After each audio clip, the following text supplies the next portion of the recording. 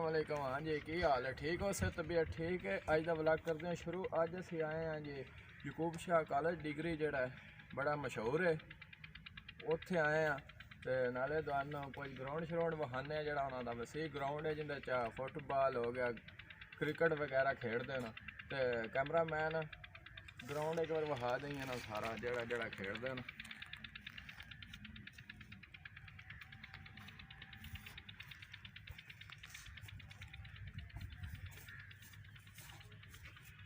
ਉਹ ਜਿਹੜਾ ਸਾਹਮਣੇ ਲੱਗਾ ਨਾ ਇਹਦੇ ਨਾਲ ਡੰਡ यार माहौल है इस कॉलेज का बड़ा पुराना है।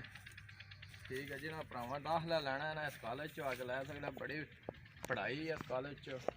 अवतां जांदा पिया इस वक्त पूरे जिले च स्टाफ करदा पिया। यकूब शाह डिग्री कॉलेज हालिया कैंपस च ते बड़ी इन्दी मशहूरी है इस वक्त। अलहमदुलिल्लाह असीं भी आए हैं इत्थे।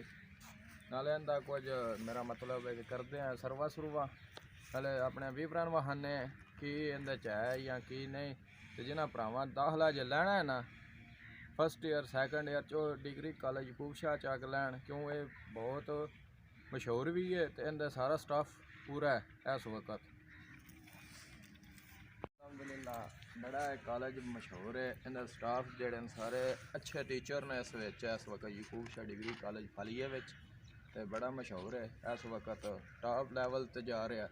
तो जिन्हें भरावां लैना है क्यों आ वेखो ना कदा उत्ते लिखाया है ना हुसैन के प्रवाज है काम तेरा। वाह वाह। हाँ कैमरा मैन एक बार कदा ले शायर वहाना है इन्होंने थोड़े थोड़ा करके अब मेरे विवरण पता लगे इलम की शै।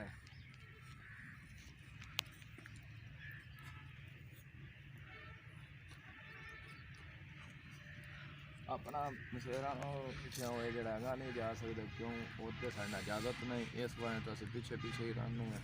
इतने वीडियो बनानी है, दुआ शुआ करया जे कि ये कॉलेज जड़ा होर उतां जावे।